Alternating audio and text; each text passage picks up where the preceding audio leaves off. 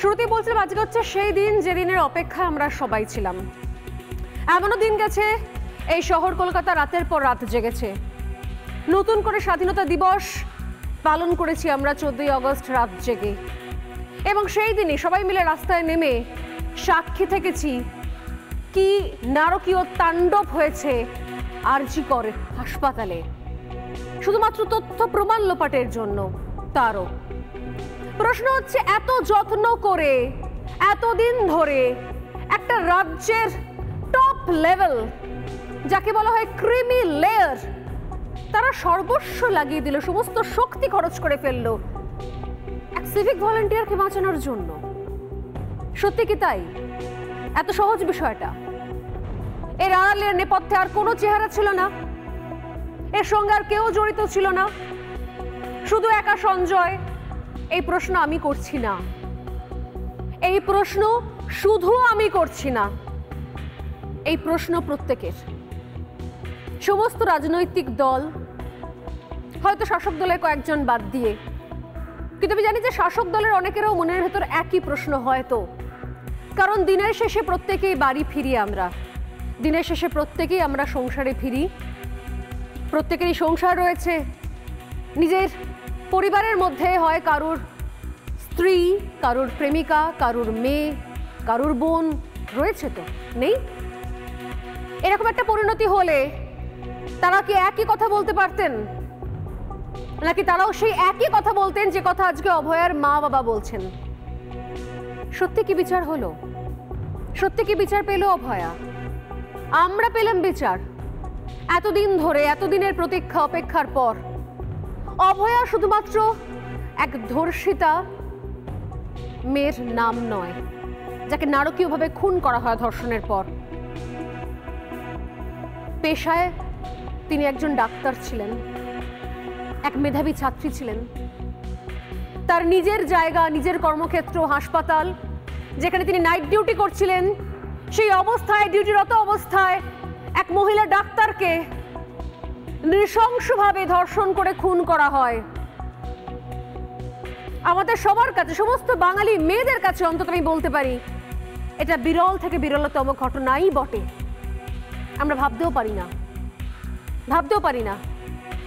কারণ আমাদের সমাজে আমরা ছোট থেকে শিখে এসেছি যে লেখাপড়া ভালো করলে ভালো জায়গায় যাওয়া যায়, প্রতিরোধ করা যায়, দুটো কথা শোনানো যায়, নিজের সুরক্ষা বলয় নিজেকে নিজে তৈরি করে রাখা যায়।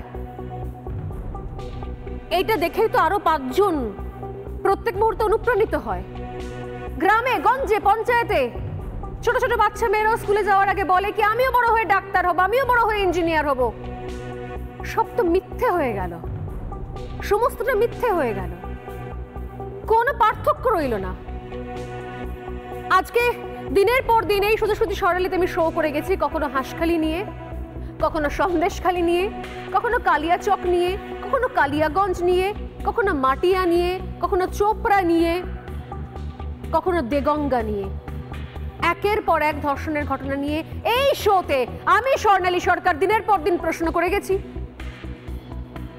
আর মনে হচ্ছে সব আজকে এক হয়ে গেছে। আসলে বিচার পেতে গেলে সত্যি আমার মনে হচ্ছে, এখনো মনে পড়ছে বারবার করে এই স্টুডিওতে এসে 48 ঘন্টা আগে অভয়ার মা আমাকে এসে বলেছিলেন যে আমি বুঝেছি স্বর্ণালী, যে শুধুমাত্র সন্তান মেধাবী হলে হয় না, তাকে মন দিয়ে ভালো করে সর্বস্ব দিয়ে লেখাপড়া শেখালে হয় না, আসলে প্রভাবশালী হতে হয়, নাহলে বিচার ছিনিয়ে আনা যায় না। সত্যি তাই, নাহলে সাধারণ মানুষ বিচার পাবে না, সাধারণ মায়েরা বাবারা বিচার পাবেন না, সবকিছু গিয়ে শেষ হয়ে যাবে একটা জায়গায়। আজকে শুধুমাত্র অপরাধী ধর্ষক খুনি সঞ্জয় রায় একা, আমরা জেনেছি। আর যদি একা সঞ্জয় রায় যদি একাই ধর্ষক খুনি হয়, মেনে নিলাম আমি সঞ্জয় রায় একাই ধর্ষক খুনি, তাহলেও তার সর্বোচ্চ সাজা হবে না, তাহলেও তার সর্বোচ্চ শাস্তি হবে না। কারণ মনে হবে কোথাও গিয়ে আমাদের দেশের সিস্টেম, সেই সিস্টেমের থেকে কোথাও হয়তো প্রশ্ন উঠবে, যেটা হয়তো বিরল থেকে বিরলতম অপরাধ নয়। আর তার থেকেও বড় পাশাপাশি আরো একটা প্রশ্ন উঠবে, যে প্রশ্নের উত্তর আমরা খুঁজে যাচ্ছি প্রত্যেকে, প্রতি মুহূর্তে, প্রতিনিয়ত, যে একা সঞ্জয় রায় তাহলে এতদিন ধরে এত বড় একটা ষড়যন্ত্র, একটু একটু করে সূক্ষ্ম তুলির টানে বোনা হয়েছে, আঁকা হয়েছে এমন ষড়যন্ত্র, নিখুঁত অপারেশন হয়েছে। এমনকি পাছে আর কোথাও বিন্দুমাত্র কোনো এক চুলো কোনো প্রমাণ, তথ্য প্রমাণ থেকে থাকে সেটুকু যত্ন সহকারে ধূলিসাৎ করা হয়েছে, ধ্বংস করা হয়েছে শুধুমাত্র এই সিভিক ভলেন্টিয়ার সঞ্জয় রায়কে বাঁচানোর জন্য।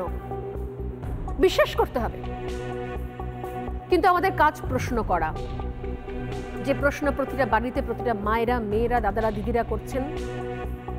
প্রত্যেকটা আন্দোলনরত মুখ তারাই প্রশ্ন করছেন। আরো অনেকে, না তারা সেলিব্রিটি, না তারা রাজনৈতিক দলের কোনো কর্মী সমর্থক, তারা ওই রাজনীতি থেকে দূরেই থাকেন। এমন অনেকে যারা ওই সাথে পাচ্ছে না থাকার মানুষ, তারাও একই প্রশ্ন করছেন, কারণ তারাও অভয়ার জন্য রাস্তায় নেমেছিলেন কোনো দলীয় স্বার্থে নয়, রাজনীতি করার জন্য নয়, সেলিব্রিটি হওয়ার জন্য নয়, কোনো কিছুর জন্য নয়।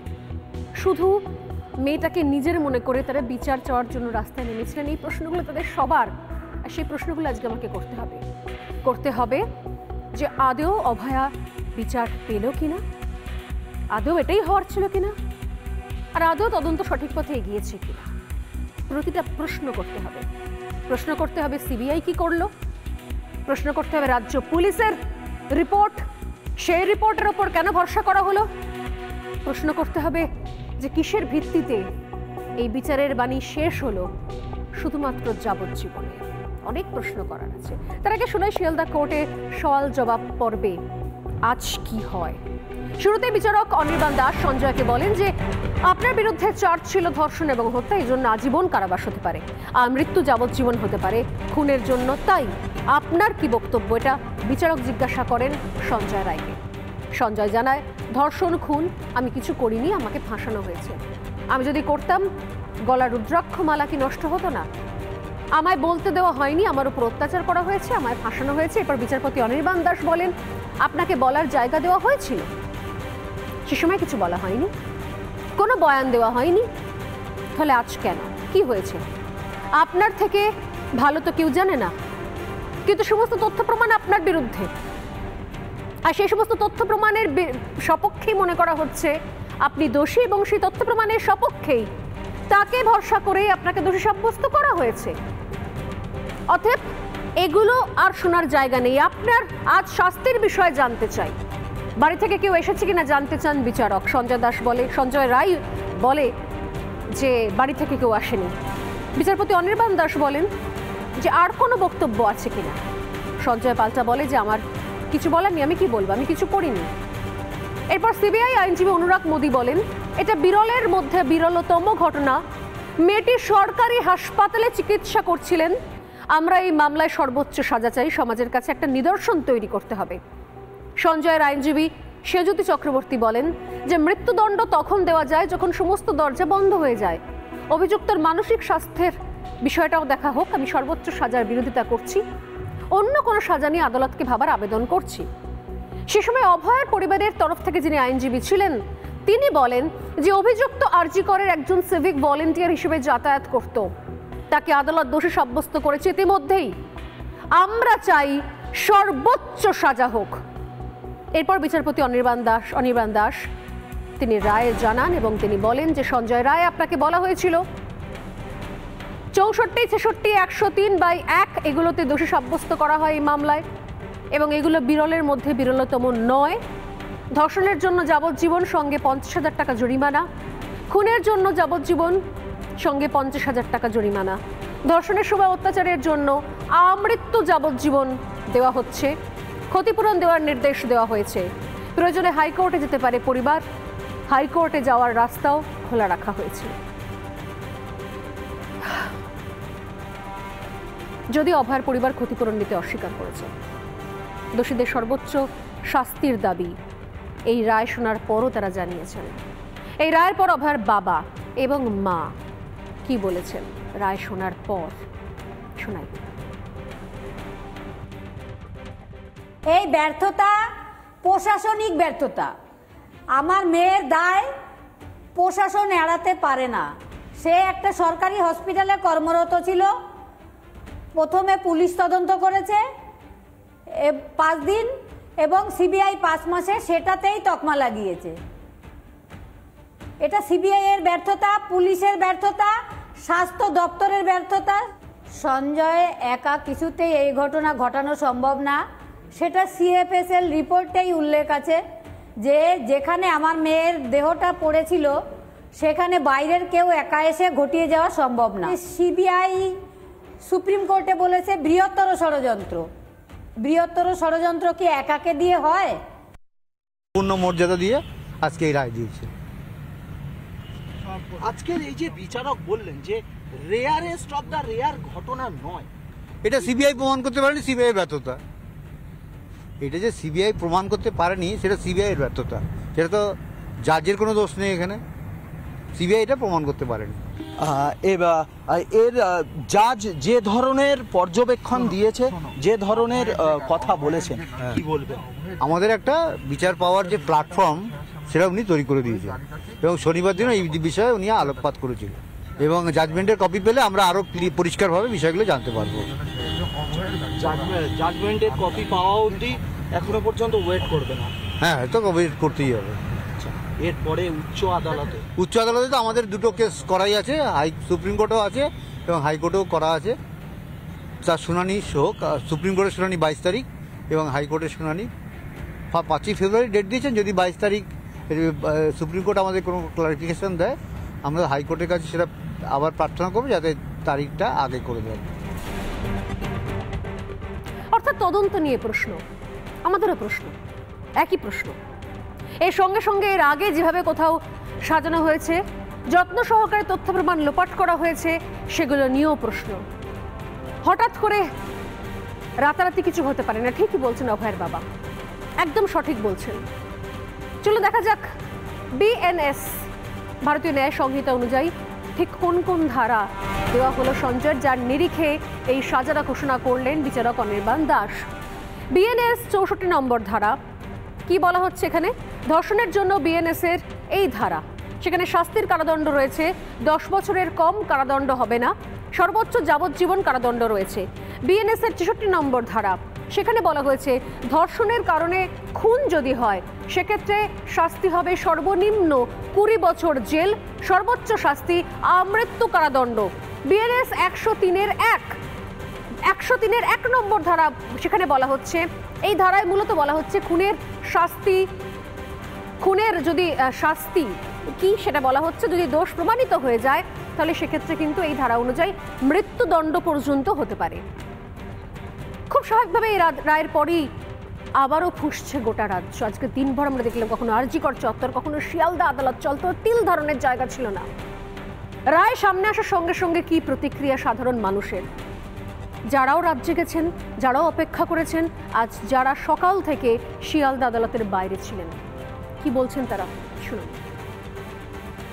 আসল বিষয়টা কোথায়? বিরলতা মনে হয় ভারতবর্ষে একটা নিদর্শন দেখান, কর্তব্যরত অবস্থায় কোন একজন এমপ্লয়ি খুন হয়েছে, কোন একজন এমপ্লয়ি ধর্ষিত হয়েছে।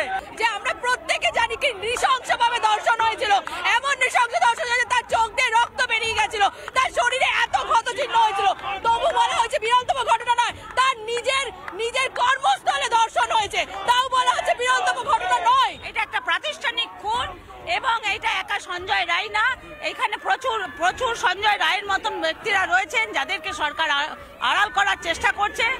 সেই কারণে আজকে রেখেছে। সন্দীপ ঘোষকে এখানে আনা উচিত ছিল, সন্দীপ ঘোষের শাস্তি হওয়া উচিত ছিল, সে কি করেছে? বেল পেল। এগুলো বলতে চাই। এবং যে আসল দোষী সঞ্জয় তো আছে, সঞ্জয়ের সঙ্গে যে আসল দোষী আরো তাদেরকেও নাক টেনে ধরে নিয়ে আসা উচিত, জুতো দিয়ে মারা উচিত। একটা মেয়ে কিভাবে এরকম হয়ে গেল, একটা মেয়ে হয়ে কতটা খারাপ লাগে। তথ্য প্রমাণ লোপাটের ঘটনাটাকে যদি তারা একই সঙ্গে তদন্ত করে এখানে আদালতে পেশ করতেন তাহলে প্রমাণিত হতো যেটা বিরলতম ঘটনা। সিবিআই তথ্য প্রমাণ লোপাটের ঘটনাকে সামনে আনলো না, বৃহত্তর চক্রকে এখনো সামনে আনলো না। এই সিবিআই গুরুত্ব দেয়নি বলে আজকে আদালতে এটা বিরল থেকে বিরলতম অপরাধ বলে আজকে সেখানে মান্যতা পেল না।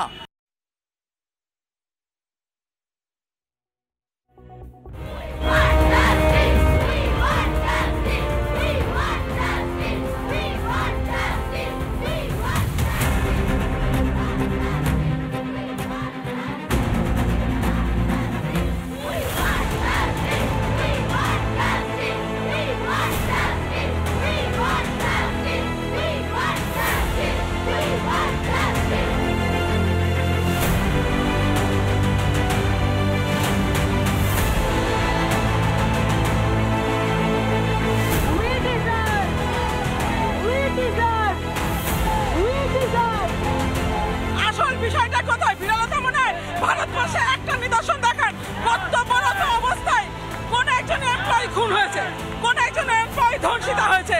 এটা একটা প্রাতিষ্ঠানিক খুন এবং এটা একা সঞ্জয় রায় না, এখানে প্রচুর সঞ্জয় রায়ের মতন ব্যক্তিরা রয়েছেন যাদেরকে সরকার আড়াল করার চেষ্টা করছে।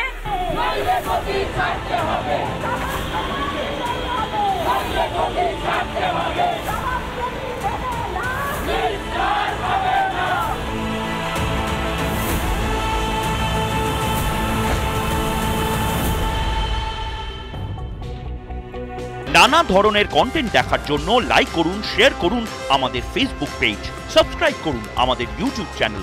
পাশাপাশি অন্যান্য ব্রেকিং নিউজের জন্য অবশ্যই চোখ রাখুন রিপাবলিক বাংলায়।